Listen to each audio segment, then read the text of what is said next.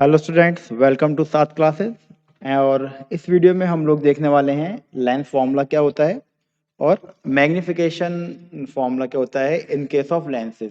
तो इससे पहले जो मैंने वीडियो अपलोड किया था उसमें हमने मिरर फार्मूला और मैग्नीफिकेशन इन मिरर्स के बारे में बात करी थी, मींस कॉन्वेक्स और कॉनकेव मिरर्स के बारे में। तो इस वीडियो में हम लोग बात करने वाले हैं लेंस फार्मूला के बारे में। एक वीडियो और बनाऊंगा मैं, इसके बाद वो अपलोड होगी, तो उसमें हमारा डिस्कस होगा numericals based on lens formula and magnification. तो चलिए शुरू करते हैं आज का lecture, lens formula and magnification. तो शुरू करने से पहले स्टूडेंट्स मेरे चैनल को सब्सक्राइब कर लीजिए ताकि मेरी वीडियोस आपको रेगुलर बेसिस पर मिलती रहें। और अगर वीडियो पसंद आए तो ज़रूर लाइक करिएगा, फ्रेंड के साथ शेयर करिएगा, और आपको अगर कुछ भी प्रॉब्लम आती है तो प्लीज़ उसे कमेंट बॉक्स में मेंशन करिएगा। तो let's start with lens formula. तो लेंस फार्मूला में बेसिकली जो हमने मिरर फार्मूला पढ़ रहे थे तो उसमें हमने देखा था कि ये फार्मूला बेसिकली रिलेशनशिप देते हैं आपका इमेज डिस्टेंस, ऑब्जेक्ट डिस्टेंस और फोकल लेंथ में। Okay, so this is the statement. तो ये formula give the statement regarding image distance, object distance and focal length. और एक बात ये है कि लेंथ फार्मूला का डेरिवेशन क्लास 10th में नहीं है, इसका हम डेरिवेशन क्लास 12th में है। तो यहाँ पे हम लोग डायरेक्ट फार्मूला यूज करेंगे। तो सेकंड पॉइंट जो मैं आपको बताना चाह रहा हूँ वो है कि ये फार्मूला जो होते हैं वहीं एप्लीकेबल हैं जब आपके लेंसेज की थिकनेस यानी मोटाई उनकी बहुत नेग्लिजिबल हो, यानी बहुत कम हो। ठीक है, अगर आप मोटा लेंस ले लेंगे तो ये फार्मूला उसके लिए एग्जैक्टली काम नहीं करता।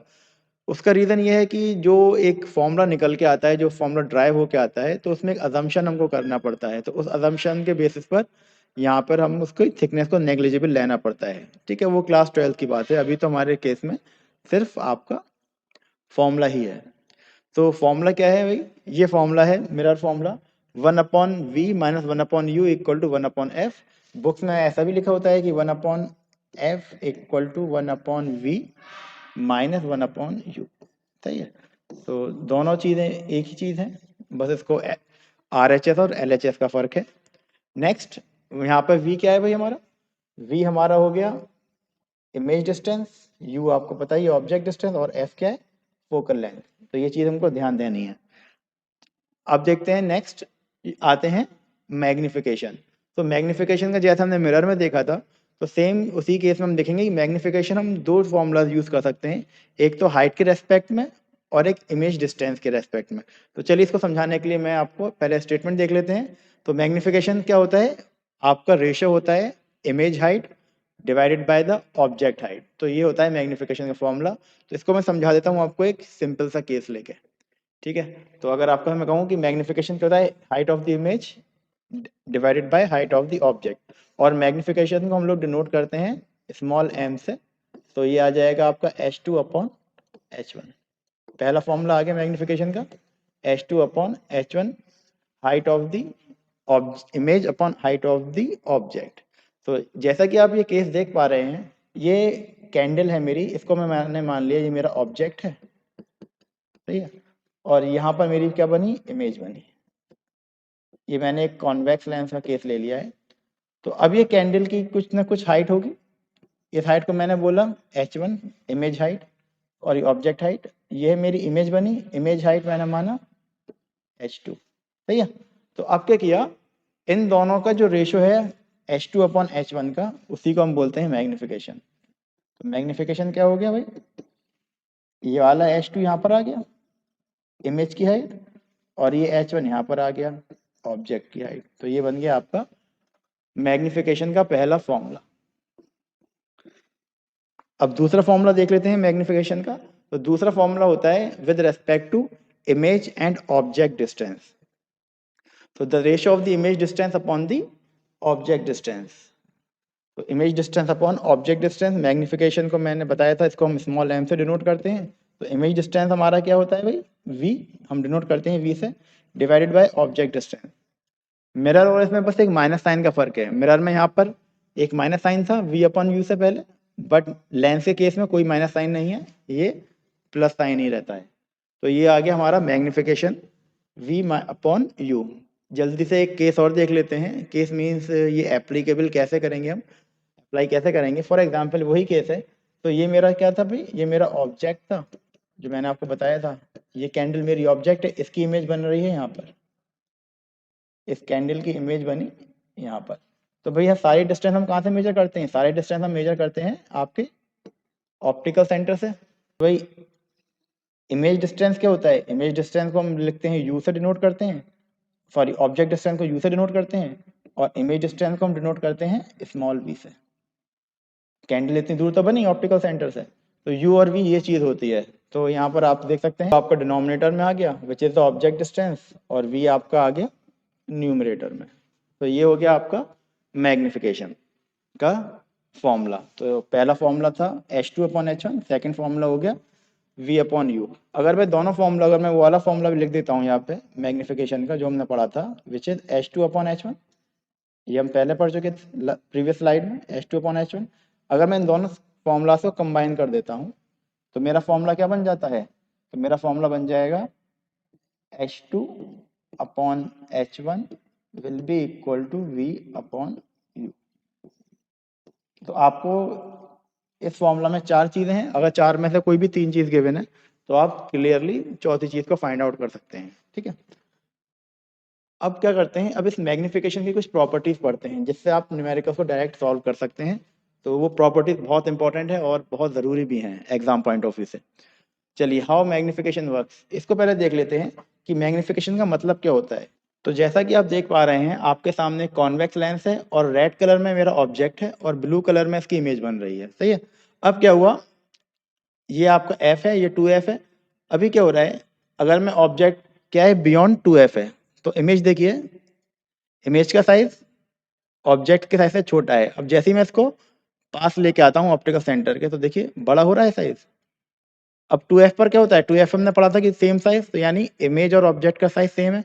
अब मैं और पास लेके आऊंगा तब उल्टा होने लगेगा, यानी ऑब्जेक्ट छोटा हो जाएगा, इमेज बढ़ती चली जाएगी। देखिए इमेज का साइज इंक्रीज होता चला जाएगा।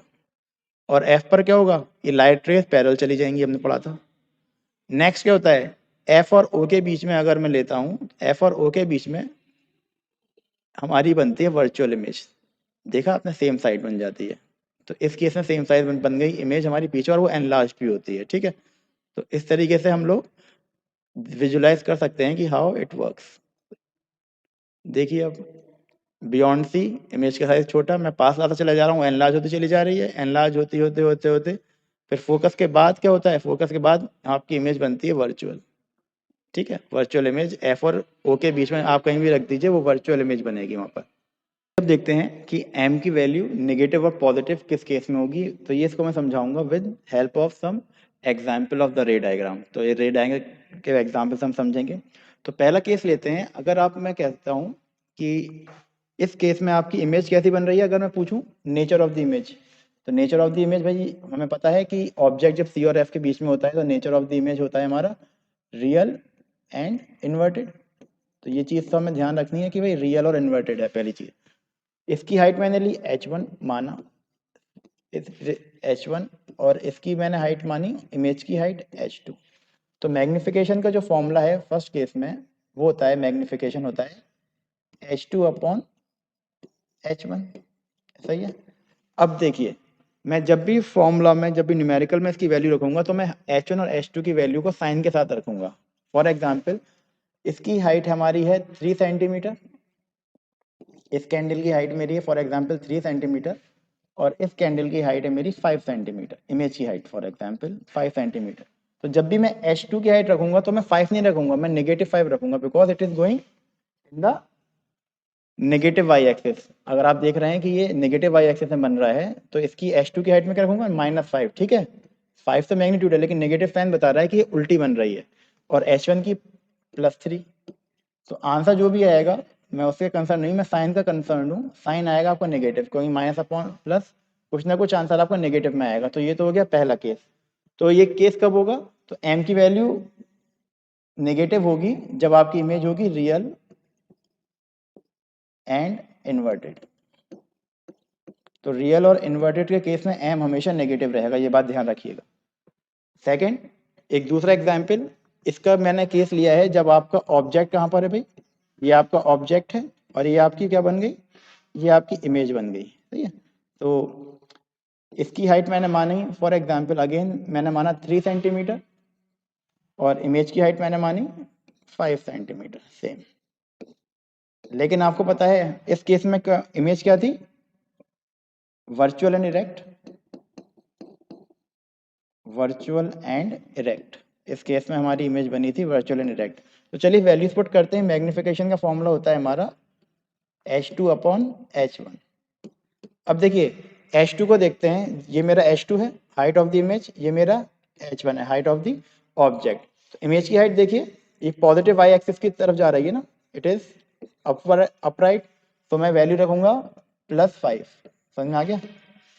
और ऑब्जेक्ट की हाइट ये भी अपराइट है ऊपर की तरफ प्लस वाई एक्सिस की तरफ, तो मैं +3, तो साइन जो आएगा वो प्लस का आएगा।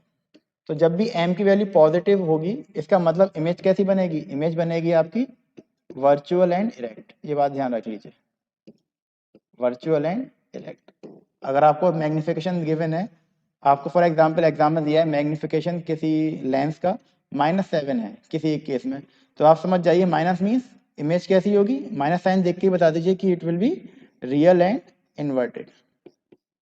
और अगर मैग्निफिकेशन आपको गिवन है +2.5, तो आप साइन देख के बता दीजिए इमेज होगी आपकी वर्चुअल एंड इरेक्ट। तो इस तरीके से आपको क्वेश्चंस सॉल्व करने हैं। नेक्स्ट अब देखते हैं m की 3 वैल्यूज हो सकती है न्यूमेरिकल वैल्यूज की। अब बात करते हैं, साइन की बात मैंने पहले कर ली, अब बात करते हैं इसके मैग्नीट्यूड की। तो m की वैल्यू 1 से कम भी हो सकती है, 1 के बराबर भी हो सकती है और 1 से बड़ी भी हो सकती है। तो देखते हैं 3 केस कि ये किस केस में होती है। तो पहला केस है आपका,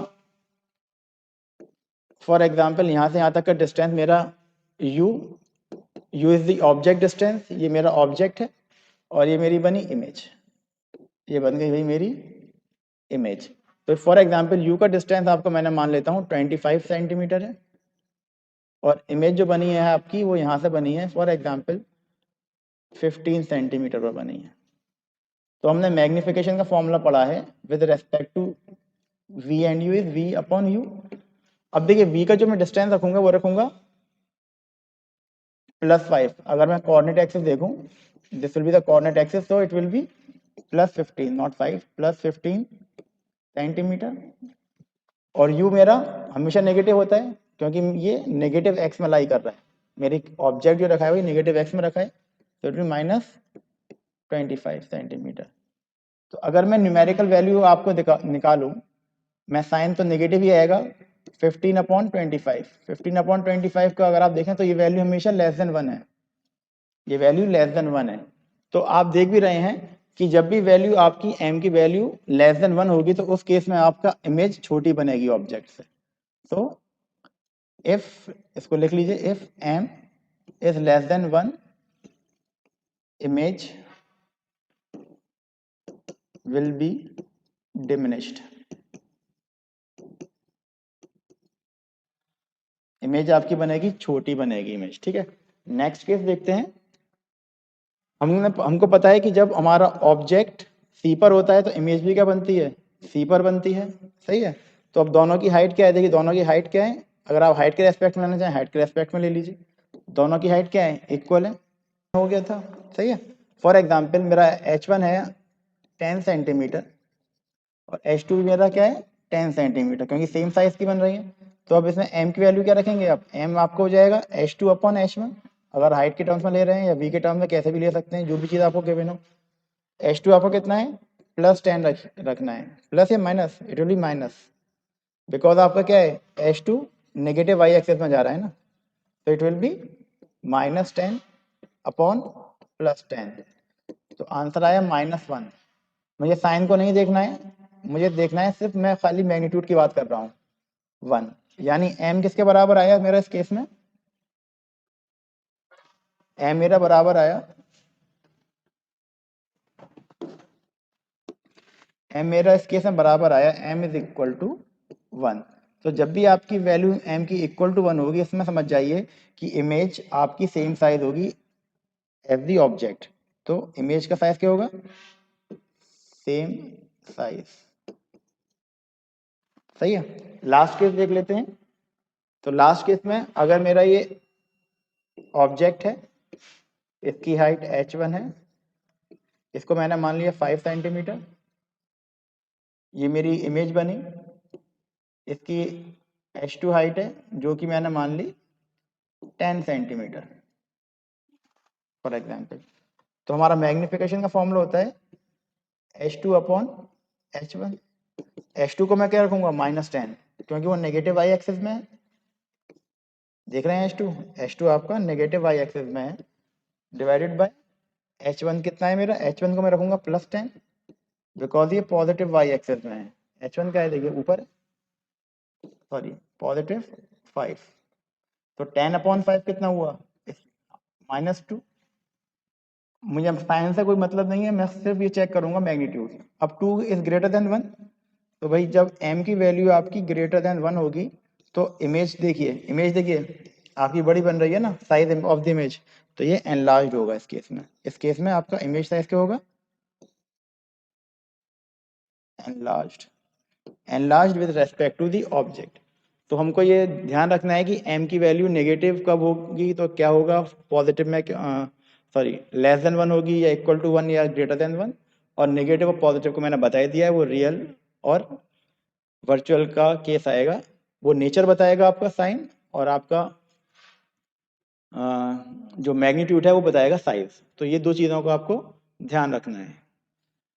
तो चलिए आज का वीडियो यहीं तक ही। नेक्स्ट वीडियो में हम लोग डिस्कस करेंगे कुछ numericals which are based on lens formula and magnification. Thanks for watching सात क्लासेस।